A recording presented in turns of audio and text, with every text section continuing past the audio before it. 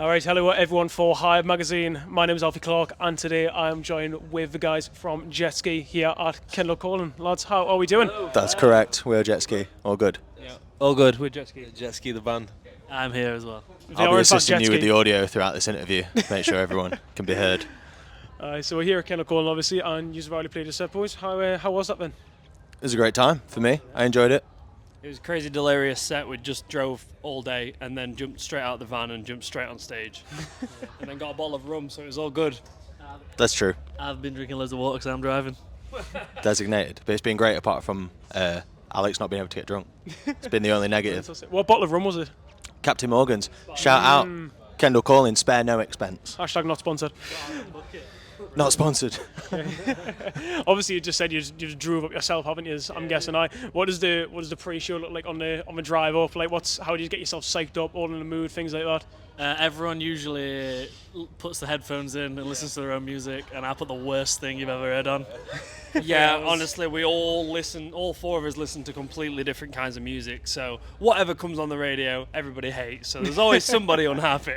And whoever's driving has priority, and it is often Alex. Oh, so we're normally listening to some King Gizzard. Yeah. Anything that's like over 6 minutes long, Alex is into. Overstimulating. Alex is into that. The most alternative experimental rock music, yeah. That's how. Yeah, I mean, you guys are from Sheffield, I'm right in saying, yeah. I mean, you could argue it's probably the richest city in terms of musical culture. I think that's a fair statement to say. Like, what does it mean being a band from Sheffield? Like, what does that mean to you personally? I think for us, me and Jack moved there when we were like 18, and you moved there when you were about 19, 20, something like that. We've all lived in Sheffield for the most of our adult lives, and there's obviously some banger bands from Sheff, like Malevolence and Rough Justice and While She Sleeps and bigger acts like the Arctic Monkeys and Bring Me the Horizon and stuff like that. So it definitely does have a very rich musical heritage, and I feel like we kind of climbed the ladder in Sheffield through the venues that we've played and like how we've headlined there as a hometown band. It's been a way that we've like climbed through the ranks. So I'm always very proud to be a part of Sheffield's musical heritage. Would you not agree? I would totally agree. It's a hard one trying to walk in the footsteps as well, you know what I mean? There's a lot to big shoes to fill. There we go. That's course, a good figure of speech. Yes. Hell yeah. Yeah, I don't mean like your music. It's it's very punk and like alt rock, pop punk kind of stuff. Like, you can make an argument. You're probably the heaviest band on this lineup.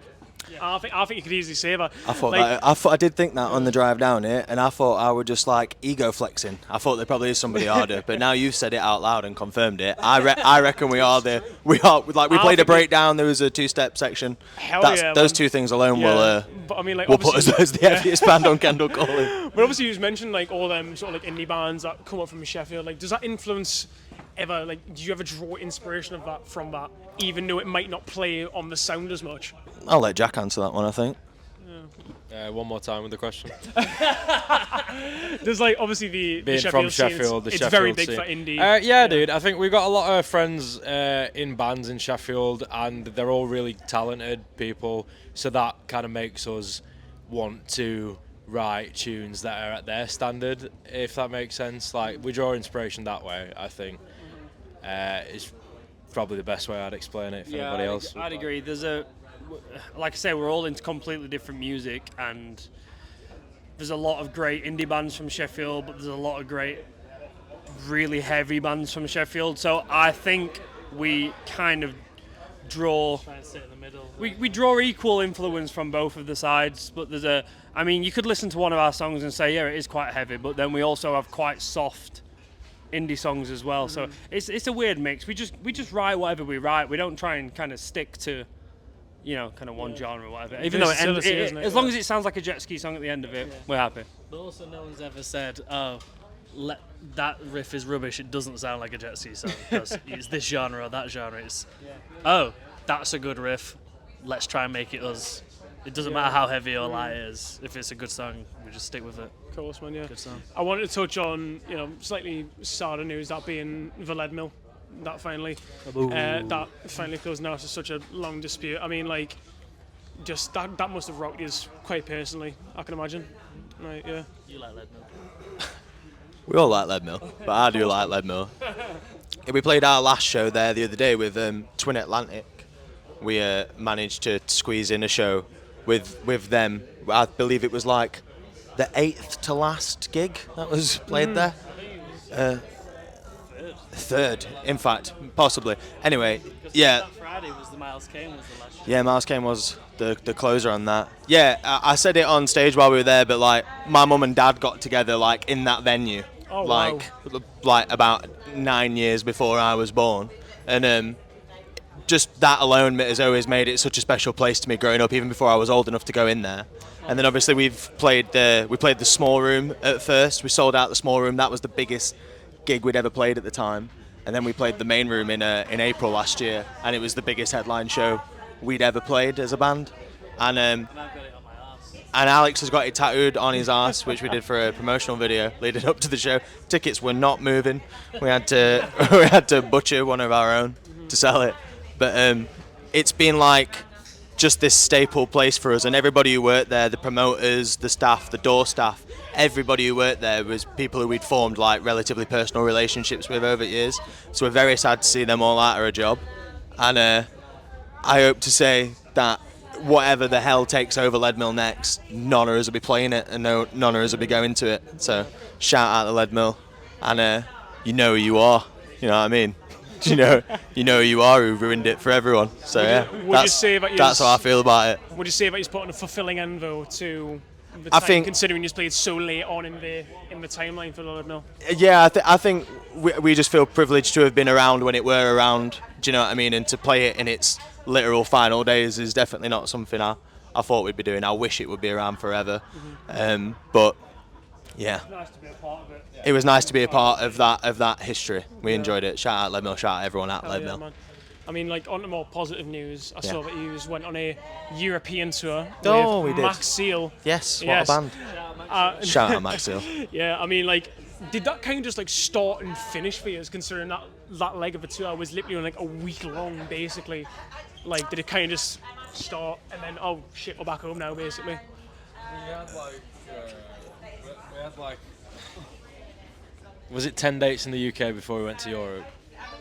Yes. Yeah. About that. So by the time we got to Europe, I think we were all kind of like, Jesus Christ, this has been a long tour already. Like, I think the 10 days was the longest we've ever done before that, right? Like, yeah.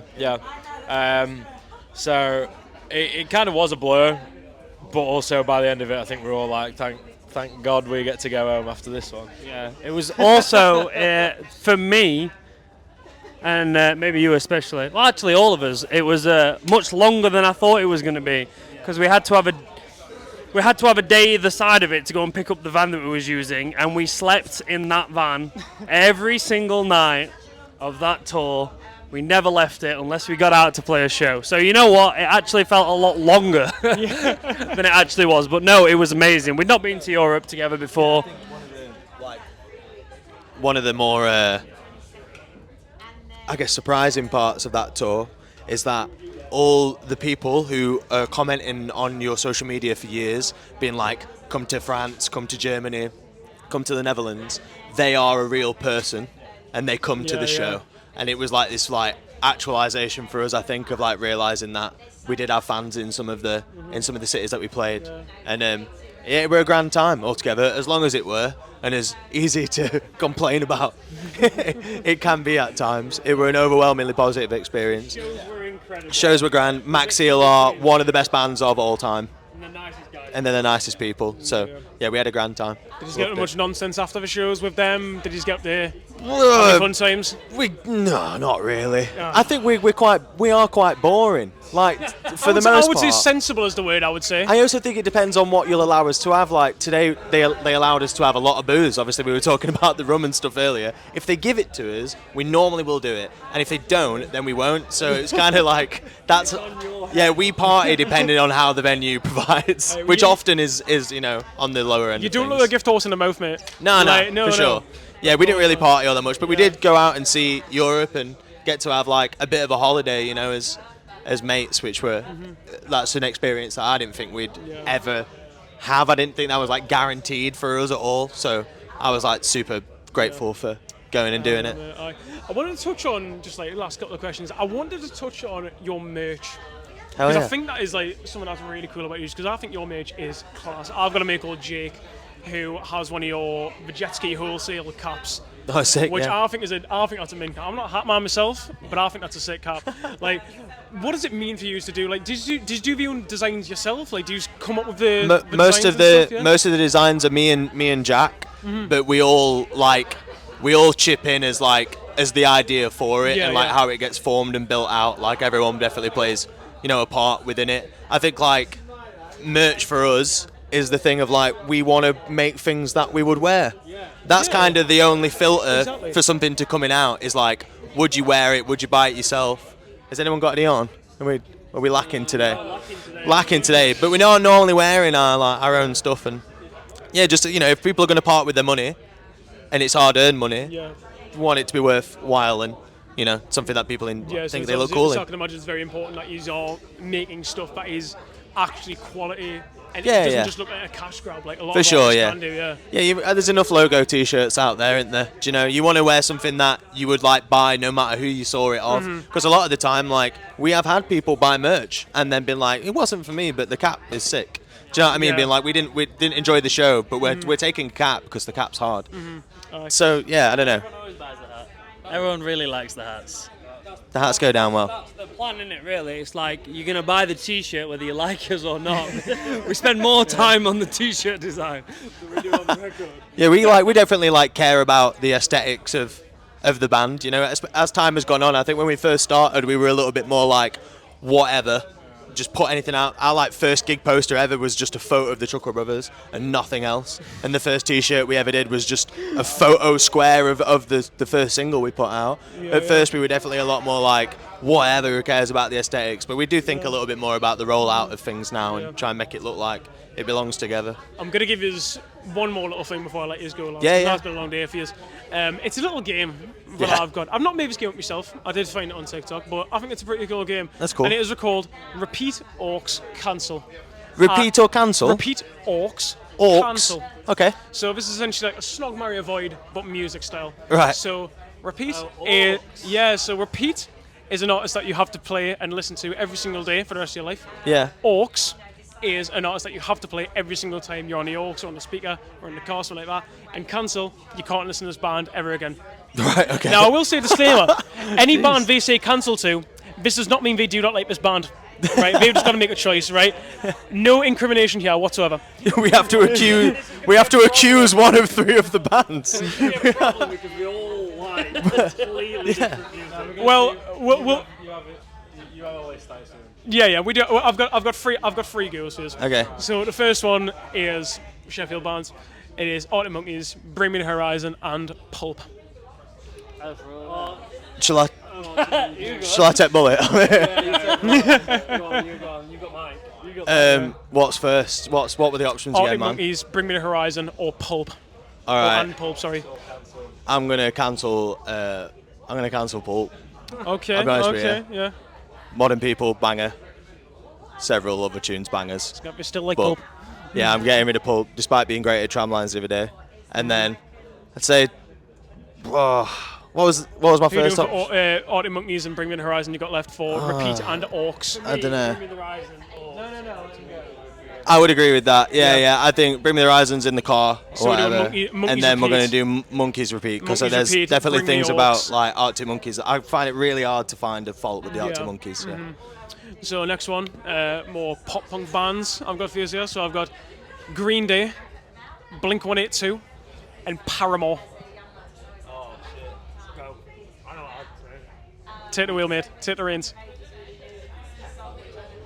I'd say Green Day Repeat. Green Day Repeat, I'd yeah. say Green Day Repeat. Blink Oaks. Paramore Cancel. Paramore cancel. I Currently, don't 'cause- think we can be friends. That's only because I used to listen to Paramore loads when I was 14, and I don't think I've ever chosen to listen to him in the last 10 years. Jack would like to dispute you as a massive fan. Yeah, that was a horrendous choice. I'm gonna do Paramore Repeat. That's also a horrendous choice. I don't care what you have to say. So, Green Day Orcs. and I'm probably gonna get rid of Blink-182. No, actually, Blink-182 and Green Day could swap. We wouldn't be between- here if Blink-182 didn't exist, so I think that's a terrible thing to say. But yeah. anyway, next, we got one more. And then we got one more for you, boys. We've got the two Britpop giants of Oasis and Blur, and then I've thrown in Gorillaz as well. All right, Oasis is getting cancelled. I've got zero opinion. I'll take that as you didn't go to their reunion shows. Gorillaz on repeat, and Blur and Orcs. Hell yeah, that's Hell good. Man. Yeah. And nothing against Oasis. I just, I think I've We had love enough Oasis, of it. yeah, from we love now. Oasis. And if any of the booking agents of any of the bands are watching, Of course. we were As I said, disclaimer, forced we love all into these saying bands. these We love things all these bands. for content, and we would love to play with you and your band, whoever you are. Yeah. Well, I mean, that's going to do it for us, guys. This has been Hive Magazine with Jetski. Best chatting to us at Jetski the band. Go get it.